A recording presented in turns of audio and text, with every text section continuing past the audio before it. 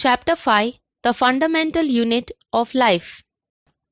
Earlier we studied about three basic features of a cell, that is a cell membrane, nucleus and cytoplasm. Cell membrane, as we know, is living, porous and semi-permeable outer covering of the cell. Nucleus is mostly present at the center, which is the control center, also called brain of cell. Nucleus is surrounded by cytoplasm, which is the empty space between the nucleus and cell membrane. Now let us study about tiny microscopic cell organelles present inside the cytoplasm, which can only be seen with the help of an electron microscope. So what are cell organelles? Just like our body has organs to perform various functions, similarly, cell has organelles to perform different types of functions necessary for growth and development of a cell. The membrane-bound structures that perform specialized functions within themselves are called cell organelles. Membrane-bound organelles are only present in eukaryotic cell, while they are absent in prokaryotic cell. Now let us see the first organelle present inside the cytoplasm, that is endoplasmic reticulum, also called ER. Endoplasmic reticulum is present in eukaryotic plant cell and animal cell. It looks like long tubules, round and oblong bags or vesicles. It is a large network of membrane-bound tubes and sheets which acts as a transport system. The ER is connected to the nuclear membrane and extends from outer nuclear membrane into the cytoplasm. The ER is similar in structure to plasma membrane. The ER is located near the nucleus and helps in transporting important materials throughout the cell. So there are two types of endoplasmic reticulum: rough endoplasmic reticulum or RER and smooth endoplasmic reticulum or SER. Rough ER is located very close to the nucleus. It looks rough because of tiny particles present on its surface called ribosomes. Ribosomes are also called protein factories because they are the site of protein synthesis, means they produce proteins.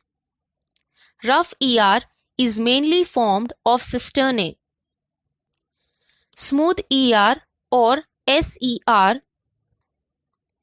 The surface of smooth ER is smooth due to absence of ribosomes. Smooth ER is formed of vesicles and tubules. Smooth ER helps in manufacturing of fat molecules or lipids. Endoplasmic reticulum is different in different cells. Endoplasmic reticulum is formed of network of vesicles. It looks somewhat like tubes and forms a cytoskeleton in cytoplasm. Now let us see the functions of endoplasmic reticulum. Number 1. Proteins synthesized by ribosomes are transported by endoplasmic reticulum throughout the cell. Number 2. Smooth ER manufacture fats and lipids. These fats and lipids are used for building cell membrane and other cell components. This process is called membrane biogenesis. Number 3. Some of the lipids and proteins produced by ER perform the function of enzymes and hormones. Number 4. Smooth ER plays an important role in detoxification or removal of poisons, drugs and toxic substances in liver cells of vertebrates. Vertebrates are a group of animals having vertebral column or backbone. Number 5. ER acts like a bridge, forms a network of system and provides channels for transportation of materials, especially proteins. It helps in transporting substance between various regions of cytoplasm or between the nucleus and cytoplasm. Number 6. It functions as cytoplasmic framework as some of the biochemical activities like protein synthesis, manufacturing of fats and lipid molecules take place on the surface of ER. Number 7. It gives mechanical strength and support to the cells. So endoplasmic reticulum is like a factory where proteins, lipid molecules, fats are produced or manufactured. Next is Golgi apparatus. Golgi apparatus was first discovered by a scientist named Camillo Golgi. Hence it gets the name Golgi apparatus. Golgi apparatus is also called Golgi complex, which is present in eukaryotic plant cell and animal cells. Golgi complex consists of vesicles or large spherical vacuoles and flattened cisternae. The spherical vacuoles are filled with some type of fluid and the cisternae are arranged or stacked parallel to each other. The Golgi apparatus looks like smooth endoplasmic reticulum because they arise from the smooth endoplasmic reticulum and so they are called dictyosomes. The materials like proteins, fats and lipid molecules produced in endoplasmic reticulum are packed in Golgi complex and dispatched or delivered to various parts of the cell through Golgi complex. Now let us see the functions of Golgi complex. Number 1. It stores, modifies and packs products like proteins, etc. in vesicles. Number 2. Golgi complex are involved in the formation of lysosomes. Number 3. In some cases, when necessary, Golgi complex forms complex sugars from simple sugars. Number 4. Proteins and fats necessary for building cell membrane and cell wall are packed and transported by Golgi apparatus. Hence, it is involved in synthesis of cell wall and plasma membrane. Next are lysosomes. It is present in eukaryotic plant cell and animal cell. Lysosome acts like a waste disposal system of a cell.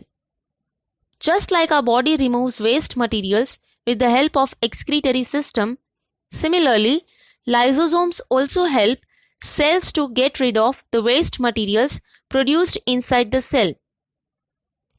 Lysosomes are membrane-bound sacs that are filled with digestive enzymes.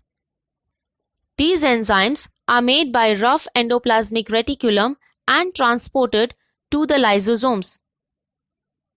When the cellular metabolism is disturbed or the cell is damaged, the lysosome may burst, due to which the enzymes present in the cell will digest its own cell. Because lysosomes digest its own cell, they are also called suicidal bags. Lysosomes are absent in RBCs. Functions of lysosomes.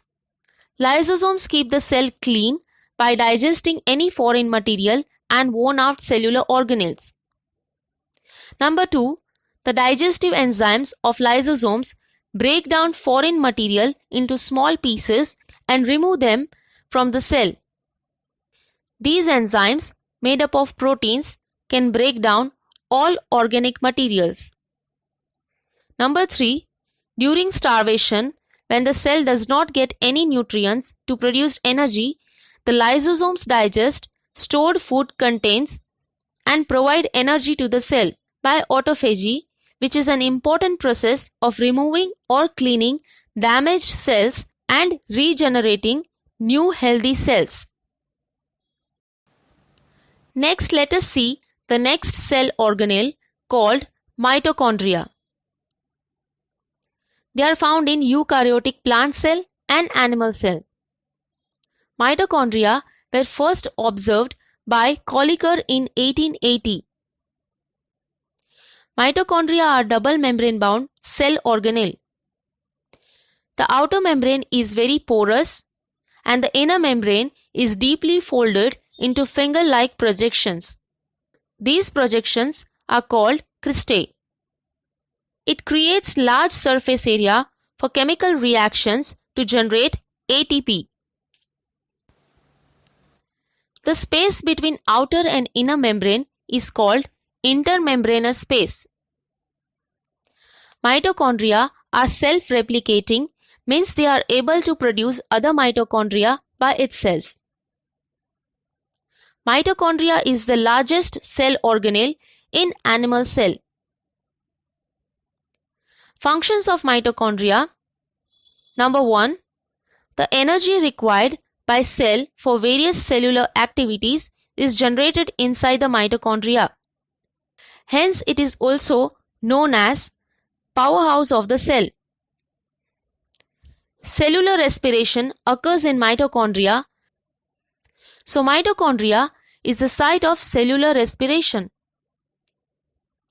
They release energy required by the cell in the form of ATP, that is adenosine triphosphate.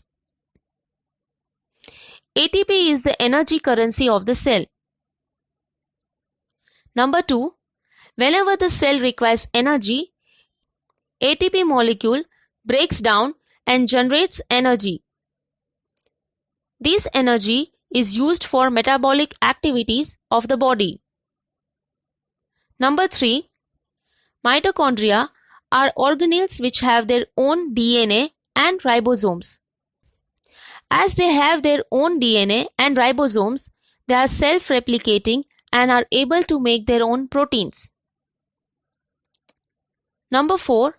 They provide intermediates or act as a medium between different organelles for the synthesis of various chemicals like fatty acids, steroids, amino acids, etc. Next is plastids. Plastids are only found in plant cells. The external structure of plastids is similar to mitochondria. Plastids have double-layered membrane. The inner structure of plastids contain numerous layers of membrane in a material called the stroma. Like mitochondria, plastids also have their own DNA and ribosomes. There are 3 different types of plastids: chloroplast, leucoplast, and chromoplast. Chloroplast are plastids containing chlorophyll.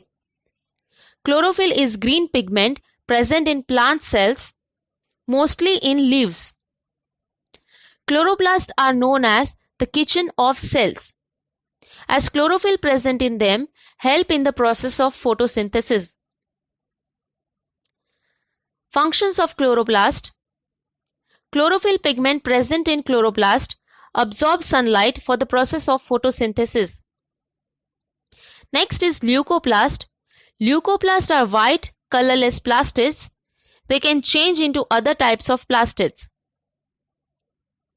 Functions of leucoplast is to store materials such as starch, oils, and proteins. Then there are chromoplast. Chromoplasts are colored plastids except for green. Function of chromoplast is they give color to flowers and fruits. They are also rich in carotenoid pigments or pigments of different type of colors and lipids. Next, let us see the last organelle of cell, that is a vacuole. Vacuoles are mostly present in plant cell. In animal cell, vacuoles are small sized or absent. In plant cells, vacuoles are large sized.